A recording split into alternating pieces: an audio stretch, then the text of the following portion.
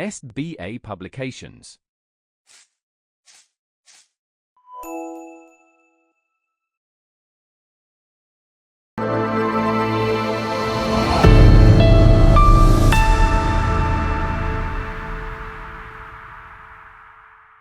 Hello everyone, कैसे हैं आप सब। मैं उम्मीद करती हूँ आप सब बहुत अच्छे होंगे। प्यारे बच्चों, आज हम जानेंगे सर्वनाम के बारे में। तो चलिए आज की कक्षा प्रारंभ करते हैं। आज हम जानेंगे कि सर्वनाम किसे कहते हैं, सर्वनाम के कौन कौन से भेद होते हैं और सर्वनाम शब्दों का प्रयोग किस प्रकार किया जाता है। चलिए शुरू करें। आइए एक बार इसे पढ़ते हैं। यह राघव है। राघव कौन है? यह व्यक्ति राघव है। राघव सब्जी बेचता है। राघव रोज सुबह मेरे घर के पास सब्जियां बेचता है। राघव के पास ताजी ताजी सब्जियां होती हैं। राघव से ही हम सब्जियां लेते हैं। राघव बहुत ईमानदार सब्जी वाला है। क्या आपको यह पढ़कर अच्छा लगा? नहीं। क्यों? क्योंकि यहाँ पर बार बार एक ही व्यक्ति का नाम पुकारा जा रहा है। क्या हम आपस में जब बात करते हैं तो हम अपने मित्रों का नाम बार बार लेते हैं? नहीं, क्योंकि ऐसे हमारी भाषा बहुत ही अटपटी लगती है। भाषा बिल्कुल भी ऐसे अच्छी नहीं लगती। तो हम इन शब्दों के स्थान पर कुछ अन्य शब्दों का प्रयोग करते हैं और उन्हीं शब्दों को हम सर्वनाम शब्दों के नाम से जानते हैं। आइए देखते हैं सही तरीके से हम इस वाक्य को किस प्रकार पढ़ेंगे। हम इसको सही तरीके से इस प्रकार पढ़ने वाले हैं। यह राघव है। यह सब्जी बेचता है। वह रोज सुबह सुबह मेरे घर के पास सब्जियां बेचता है। उसके पास ताजी ताजी सब्जियां होती हैं। उससे ही हम सब्जियां लेते हैं। वह बहुत ईमानदार सब्जी वाला है। प्यारे बच्चों, इनमें जितने भी शब्द रंगीन दिखाए गए हैं, जो भी हमें रंगीन शब्द दर्शाए गए हैं, ये सभी शब्द ही सर्वनाम शब्द कहलाते हैं। जैसे यह, वह, उसके, उससे, वह, ये कौन से शब्द हैं? इन्हीं को हम सर्वनाम शब्दों के नाम से जानते हैं। यह शब्द जैसे यहाँ पर लिखा यह, इसने यहाँ पर राघव शब्द की जगह ली है। यहाँ पर जितने भी शब्द दर्शाए गए हैं, यह सभी राघव की जगह लिखे गए हैं। यानी कि सर्वनाम शब्द जो होते हैं वो संज्ञा के स्थान पर प्रयोग में लाए जाते हैं। आइए इसकी परिभाषा पढ़ते हैं। जो शब्द संज्ञा के स्थान पर प्रयुक्त होते हैं उन्हें ही हम सर्वनाम कहते हैं। संज्ञा के स्थान पर प्रयोग होने वाले शब्द क्या कहलाते हैं? सर्वनाम कहलाते हैं। सर्वनाम का अर्थ क्या होता है? सर्व जमा नाम। सर्व यानी कि सबका नाम। सर्वनाम से तात्पर्य है सबका नाम। जो सबका नाम दर्शाते हैं उन्हें ही हम सर्वनाम कहते हैं। प्यारे बच्चों, अब हमें सर्वनाम के भेद दर्शाए गए हैं। सर्वनाम के कुल 6 भेद होते हैं। आइए उनके भेदों के नाम पढ़ते हैं और उनके बारे में कुछ जानकारी हासिल करते हैं। सर्वनाम के भेद, इनके 6 भेद हैं। पहला पुरुषवाचक सर्वनाम, दूसरा निश्चयवाचक सर्वनाम, तीसरा अनिश्चयवाचक सर्वनाम, चौथा प्रश्नवाचक सर्वनाम, पांचवा निजवाचक सर्वनाम और आखिरी है संबंधवाचक सर्वनाम। तो यह सभी हमारे सर्वनाम के भेद हैं। आइए एक एक करके इन भेदों के बारे में जानकारी प्राप्त करते हैं। पहला है पुरुषवाचक सर्वनाम। तो पुरुषवाचक सर्वनाम कौन सा होता है? चलिए देखते हैं।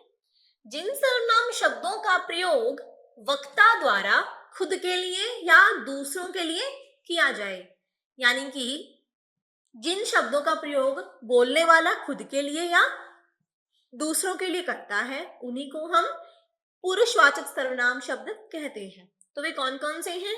जैसे हम, मैं, तुम, आप। यही है पुरुषवाचक सर्वनाम शब्द।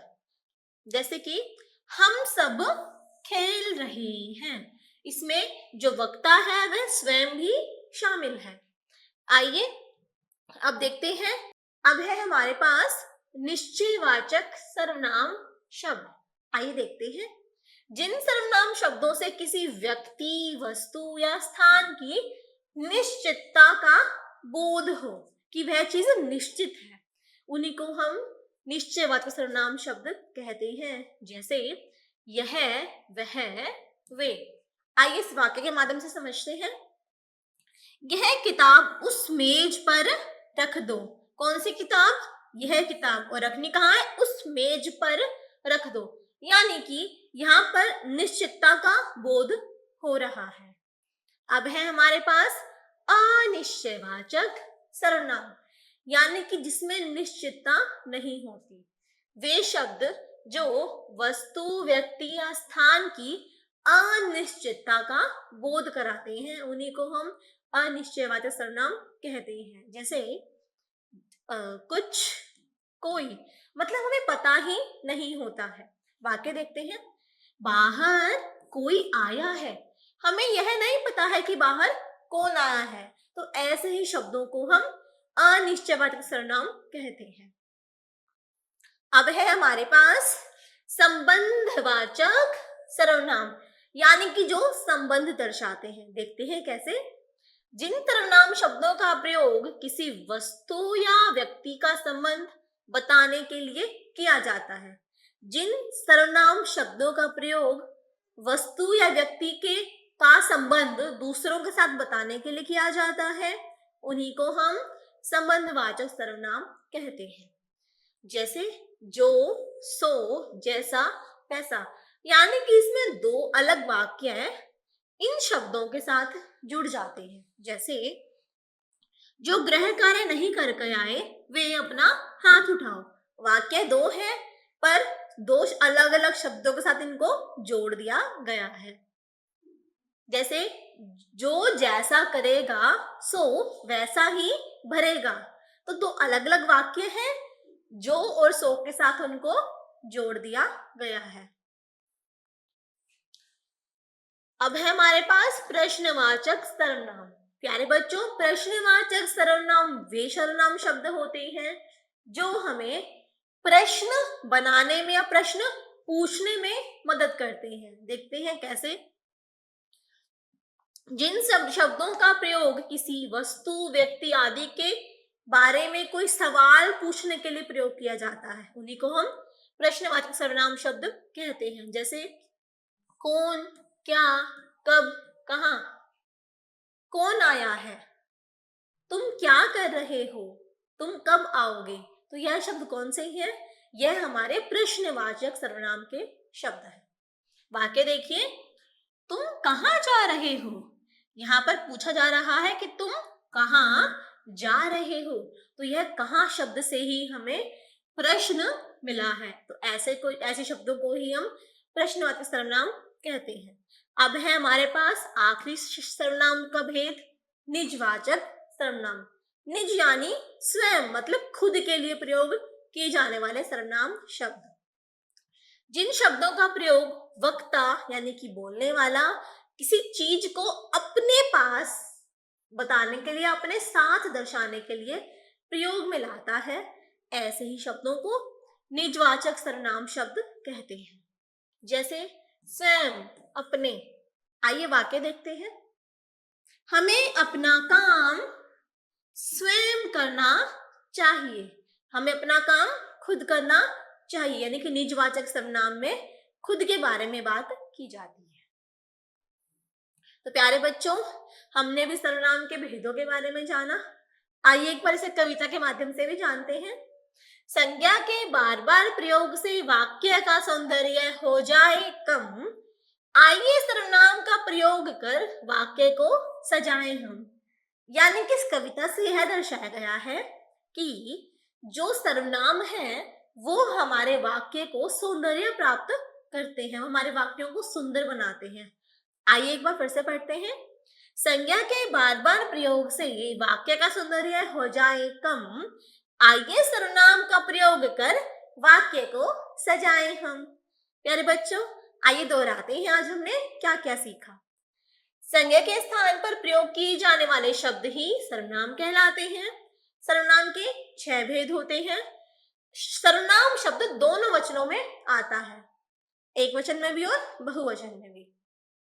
सर्वनाम का प्रयोग भाषा को सुंदर और सरल बनाने के लिए किया जाता है। आगे आपको अभ्यास कार्य दिया गया है और इसको आप स्वयं करने का प्रयास करें, क्योंकि यह सारा अभ्यास कार्य आपके इसी पाठ पर आधारित है। प्यारे बच्चों, आज हमने सर्वनाम के बारे में जाना कि सर्वनाम किसे कहते हैं, सर्वनाम के कौन कौन से भेद होते हैं। मैं उम्मीद करती हूँ आपको पढ़कर समझ आया होगा, अच्छा लगा होगा।